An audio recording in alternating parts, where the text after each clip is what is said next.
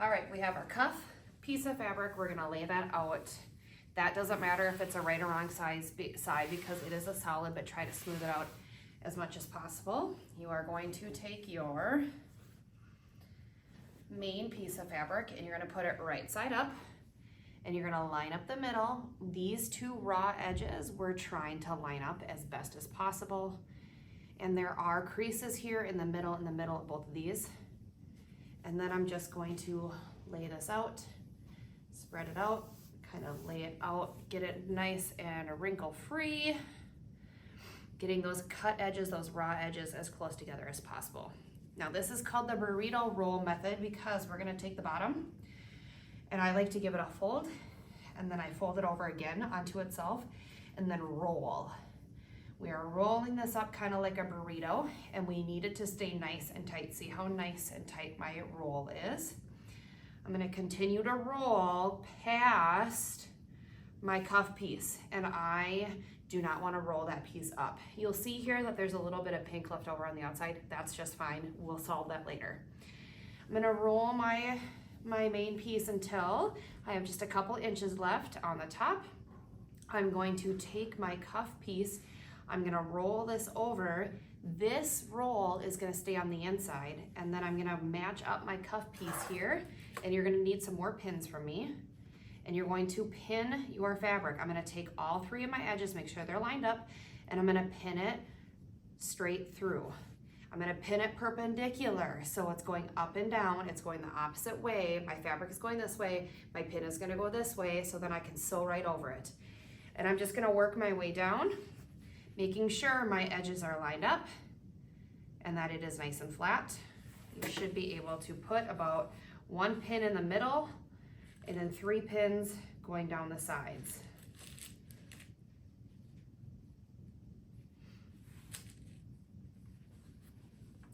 Now, because I cut this fabric with our electric scissors, it doesn't always cut the greatest. So if you have some really wonky edges, some really curved edges, some edges that are just not very straight, that's okay. Let me know and I can come fix it. I need to move this down a little bit. I need to have my edges lined up. Otherwise, when I sew this, it's gonna not turn out. It's going to have holes, gaps in our seams, and then you have to rip it apart with the seam ripper, which takes a long time. So as long as we get this done correctly the first time and we sew it correctly, you will be golden. All right, I'm gonna put my last pin in here. So I have 1 pin in the middle, 3 pins down, making sure that I have 1 pin on the end. My roll is in the center here. As you can see, I am just going to sew this flat part. So this part that has the pins in it, that is what is gonna go under the presser foot and is going to get sewn.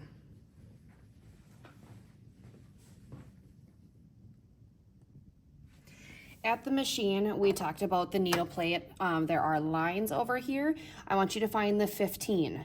That is going to give us a 5/8 inch seam allowance. We need to have a gap in between the edge of our needle and the edge of our fabric, so we have some room in there if we do make any mistakes. I'm going to take my fabric and I'm going to have my edge with my pins up. I want my pins up facing me. You need to have your monster with you too, because as you go through, you're gonna take out your pins and put them in your monster. Do not leave your pins out loosey-goosey. I'm going to line my edge of my fabric up here with the 15. I'm gonna get the needle in the down position and then I'm going to show you here, try my best. As you can see, I'll move this to the side. There's that 15 right there where the edge of my finger is. And the edge of my fabric is gonna be lined up right on that. That is my seam allowance. I need to have, it's almost a full finger length there. So now when I'm sewing, I'm going to, as we know, I'm gonna start forward, make sure it's on A, 2.5, needles down. I'm gonna sew forward a couple stitches. I'm gonna sew back to the beginning and then continue to sew forward. if you notice, I just sewed over the needle, which is totally fine as long as my needles are perpendicular. So my needle right here is perpendicular. It is going the opposite direction of my fabric, so it's going to give me some room. If the head of my pin were pushed way in like that, it might get stuck on there. So just make sure to pull the pin heads out a little bit like that. And I'm just gonna sew all the way down. I'm keeping the edge of my fabric on that 15 as best as possible. You're essentially just sewing one long straight line.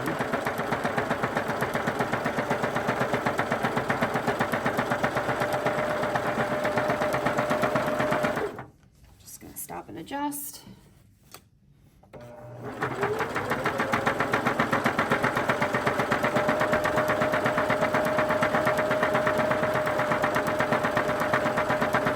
You can see that not all my edges are exactly lined up just because of the way I cut the fabric. That's why we have that seam allowance to catch all those edges.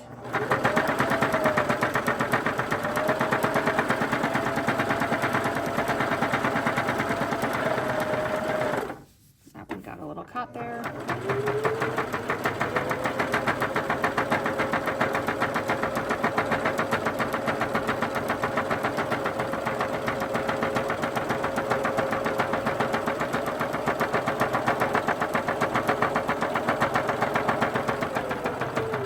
Down, go all the way to the end, back stitch, and finish it off.